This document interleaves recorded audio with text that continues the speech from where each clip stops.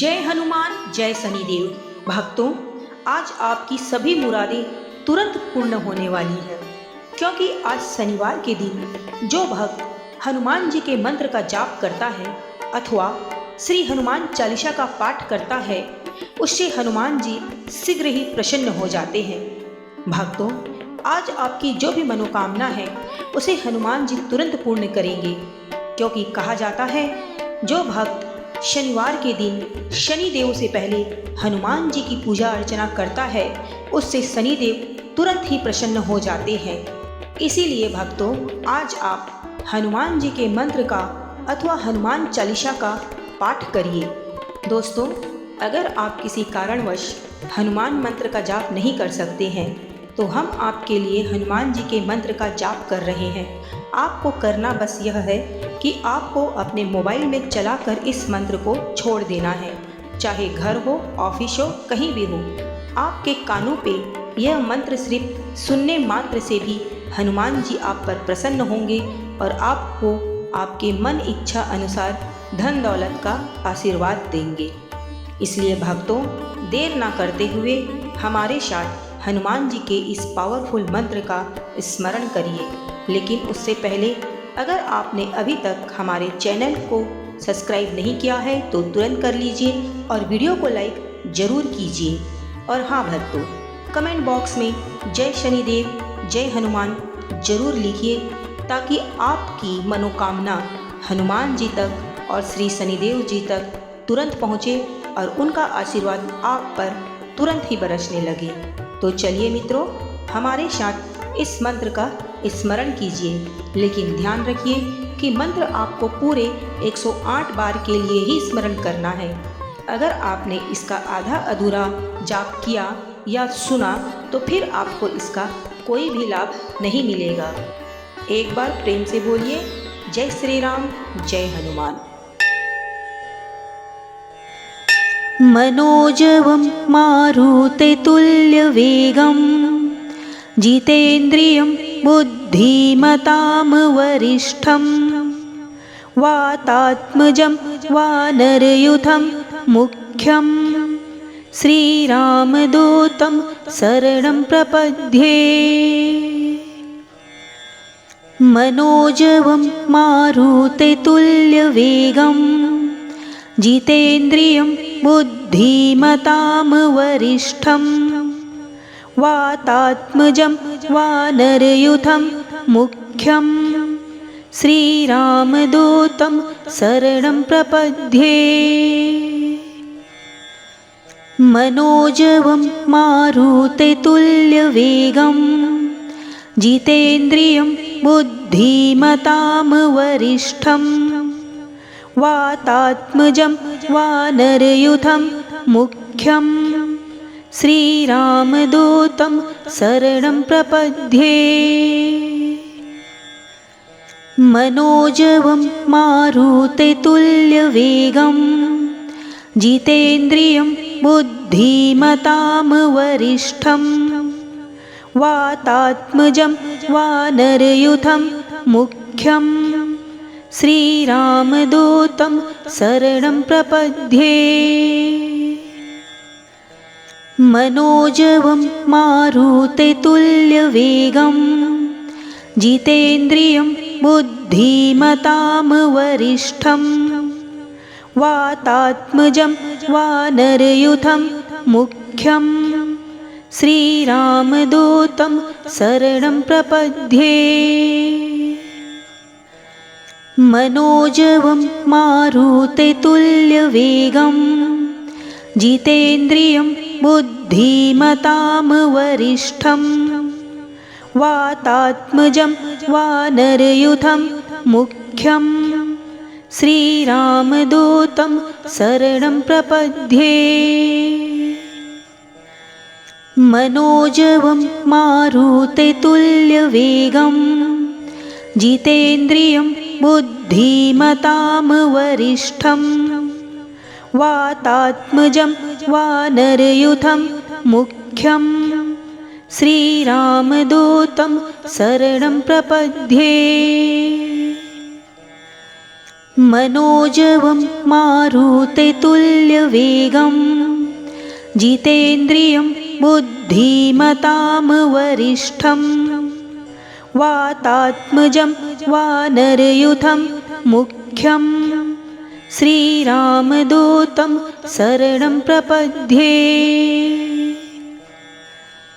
मनोजवं मारुततुल्यवेगं जितेन्द्रियं बुद्धिमतां वरिष्ठं वातात्मजं वानरयूथं मुख्यं श्रीरामदूतं शरणं प्रपद्ये। मनोजवं मारुततुल्यवेगं जितेन्द्रियं बुद्धिमतां वरिष्ठं वातात्मजं वानरयूथं मुख्यं श्रीरामदूतं शरणं प्रपद्ये। मनोजवं मारुततुल्यवेगं जितेन्द्रियं बुद्धिमतां वरिष्ठं वातात्मजं वानरयूथं मुख्यं श्रीरामदूतं शरणं प्रपद्ये। मनोजवं मारुततुल्यवेगं जितेन्द्रियं बुद्धिमतां वरिष्ठं वातात्मजं वानरयूथं मुख्यं श्रीरामदूतं शरणं प्रपद्ये।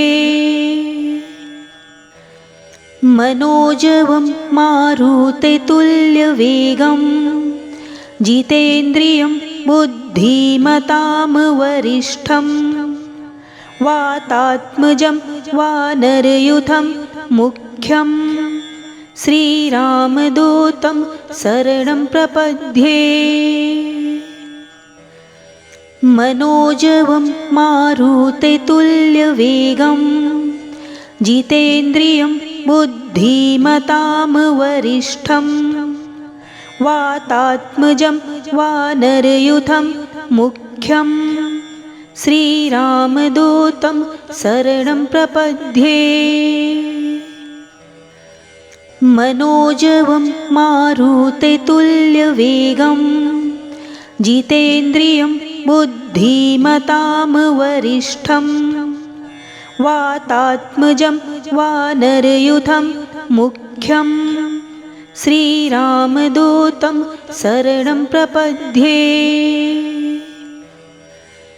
मनोजवं मारुततुल्यवेगं जितेन्द्रियं बुद्धिमतां वरिष्ठं वातात्मजं वानरयूथं मुख्यं श्रीरामदूतं शरणं प्रपद्ये। मनोजवं मारुततुल्यवेगं जितेन्द्रियं बुद्धिमतां वरिष्ठं वातात्मजं वानरयूथं मुख्यं श्रीरामदूतं शरणं प्रपद्ये। मनोजवं मारुततुल्यवेगं जितेन्द्रियं बुद्धिमतां वरिष्ठं वातात्मजं वानरयूथं मुख्यं श्रीरामदूतं शरणं प्रपद्ये। मनोजवं मारुततुल्यवेगं जितेन्द्रियं बुद्धिमतां वरिष्ठं वातात्मजं वानरयूथं मुख्यं श्रीरामदूतं शरणं प्रपद्ये। मनोजवं मारुततुल्यवेगं जितेन्द्रियं बुद्धिमतां वरिष्ठं वातात्मजं वानरयूथं मुख्यं श्रीरामदूतं शरणं प्रपद्ये। मनोजवं मारुततुल्यवेगं जितेन्द्रियं बुद्धिमतां वरिष्ठं वातात्मजं वानरयूथं मुख्यं श्रीरामदूतं शरणं प्रपद्ये। मनोजवं मारुततुल्यवेगं जितेन्द्रियं बुद्धिमतां वरिष्ठं वातात्मजं वानरयूथं मुख्यं श्रीरामदूतं शरणं प्रपद्ये। मनोजवं मारुततुल्यवेगं जितेन्द्रियं बुद्धिमतां वरिष्ठं वातात्मजं वानरयूथं मुख्यं श्रीरामदूतं शरणं प्रपद्ये। मनोजवं मारुततुल्यवेगं जितेन्द्रियं बुद्धिमतां वरिष्ठं वातात्मजं वानरयूथं मुख्यं श्रीरामदूतं शरणं प्रपद्ये। मनोजवं मारुततुल्यवेगं जितेन्द्रियं बुद्धिमतां वरिष्ठं वातात्मजं वानरयूथं मुख्यं श्रीरामदूतं शरणं प्रपद्ये। मनोजवं मारुततुल्यवेगं जितेन्द्रियं बुद्धिमतां वरिष्ठं वातात्मजं वानरयूथं मुख्यं श्रीरामदूतं शरणं प्रपद्ये। मनोजवं मारुततुल्यवेगं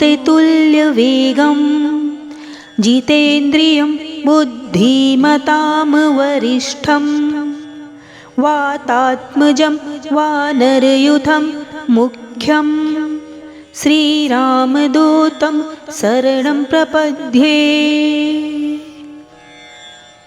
मनोजवं मारुततुल्यवेगं जितेन्द्रियं बुद्धिमतां वरिष्ठं वातात्मजं वानरयूथं मुख्यं श्रीरामदूतं शरणं प्रपद्ये। मनोजवं मारुततुल्यवेगं जितेन्द्रियं बुद्धिमतां वरिष्ठं वातात्मजं वानरयूथं मुख्यं श्रीरामदूतं शरणं प्रपद्ये। मनोजवं मारुततुल्यवेगं जितेन्द्रियं बुद्धिमतां वरिष्ठं वातात्मजं वानरयूथं मुख्यं श्रीरामदूतं शरणं प्रपद्ये। मनोजवं मारुततुल्यवेगं जितेन्द्रियं बुद्धिमतां वरिष्ठं वातात्मजं वानरयूथं मुख्यं श्रीरामदूतं शरणं प्रपद्ये। मनोजवं मारुततुल्यवेगं जितेन्द्रियं बुद्धिमतां वरिष्ठं वातात्मजं वानरयूथं मुख्यं श्रीरामदूतं शरणं प्रपद्ये। मनोजवं मारुततुल्यवेगं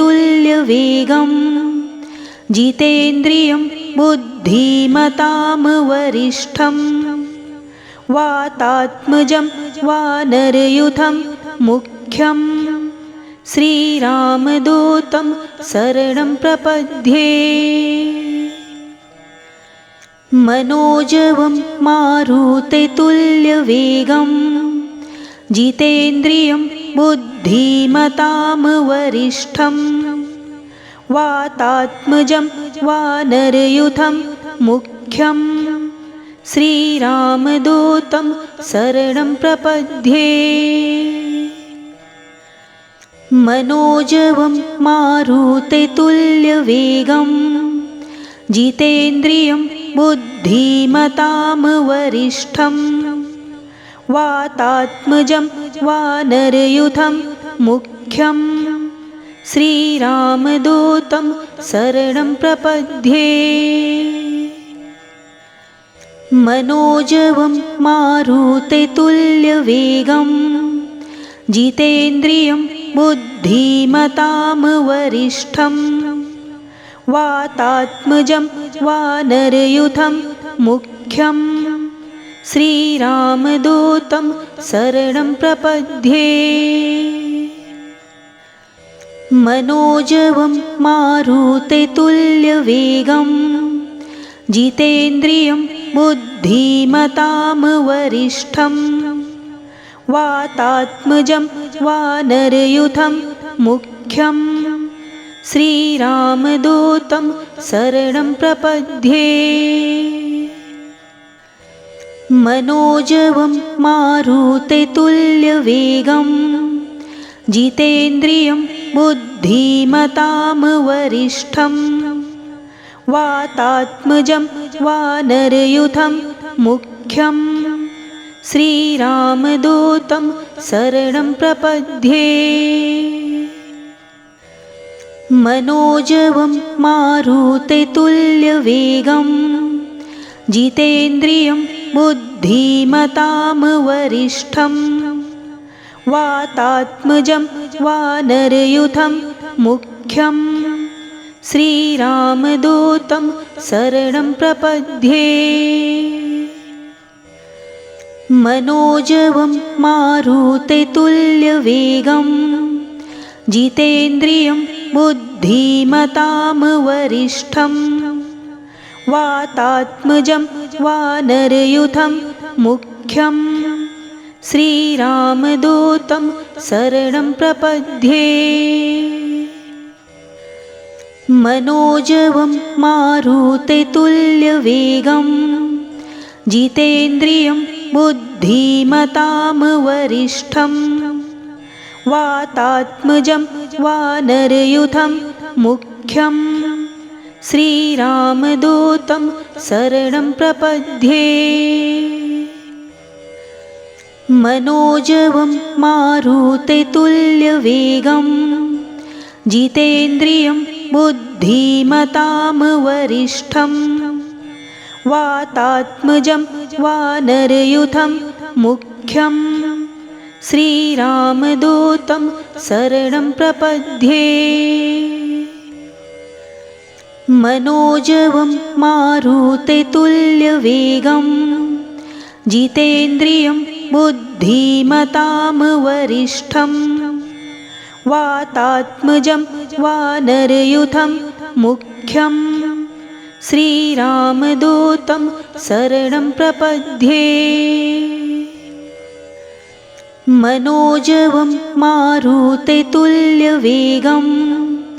जितेन्द्रियं बुद्धिमतां वरिष्ठं वातात्मजं वानरयूथं मुख्यं श्रीरामदूतं शरणं प्रपद्ये। मनोजवं मारुततुल्यवेगं जितेन्द्रियं बुद्धिमतां वरिष्ठं वातात्मजं वानरयूथं मुख्यं श्रीरामदूतं शरणं प्रपद्ये। मनोजवं मारुततुल्यवेगं जितेन्द्रियं बुद्धिमतां वरिष्ठं वातात्मजं वानरयूथं मुख्यं श्रीरामदूतं शरणं प्रपद्ये। मनोजवं मारुततुल्यवेगं जितेन्द्रियं बुद्धिमतां वरिष्ठं वातात्मजं वानरयूथं मुख्यं श्रीरामदूतं शरणं प्रपद्ये। मनोजवं मारुततुल्यवेगं जितेन्द्रियं बुद्धिमतां वरिष्ठं वातात्मजं वानरयूथं मुख्यं श्रीरामदूतं शरणं प्रपद्ये। मनोजवं मारुततुल्यवेगं जितेन्द्रियं बुद्धिमतां वरिष्ठं वातात्मजं वानरयूथं मुख्यं श्रीरामदूतं शरणं प्रपद्ये। मनोजवं मारुततुल्यवेगं जितेन्द्रियं बुद्धिमतां वरिष्ठं वातात्मजं वानरयूथं मुख्यं श्रीरामदूतं शरणं प्रपद्ये। मनोजवं मारुततुल्यवेगं जितेन्द्रियं बुद्धिमतां वरिष्ठं वातात्मजं वानरयूथं मुख्यं श्रीरामदूतं शरणं प्रपद्ये। मनोजवं मारुततुल्यवेगं जितेन्द्रियं बुद्धिमतां वरिष्ठं वातात्मजं वानरयूथं मुख्यं श्रीरामदूतं शरणं प्रपद्ये। मनोजवं मारुततुल्यवेगं जितेन्द्रियं बुद्धिमतां वरिष्ठं वातात्मजं वानरयूथं मुख्यं श्रीरामदूतं शरणं प्रपद्ये। मनोजवं मारुततुल्यवेगं जितेन्द्रियं बुद्धिमतां वरिष्ठं वातात्मजं वानरयूथं मुख्यं श्रीरामदूतं शरणं प्रपद्ये। मनोजवं मारुततुल्यवेगं जितेन्द्रियं बुद्धिमतां वरिष्ठं वातात्मजं वानरयूथं मुख्यं श्रीरामदूतं शरणं प्रपद्ये। मनोजवं मारुततुल्यवेगं जितेन्द्रियं बुद्धिमतां वरिष्ठं वातात्मजं वानरयूथं मुख्यं श्रीरामदूतं शरणं प्रपद्ये। मनोजवं मारुततुल्यवेगं जितेन्द्रियं बुद्धिमतां वरिष्ठं वातात्मजं वानरयूथं मुख्यं श्रीरामदूतं शरणं प्रपद्ये।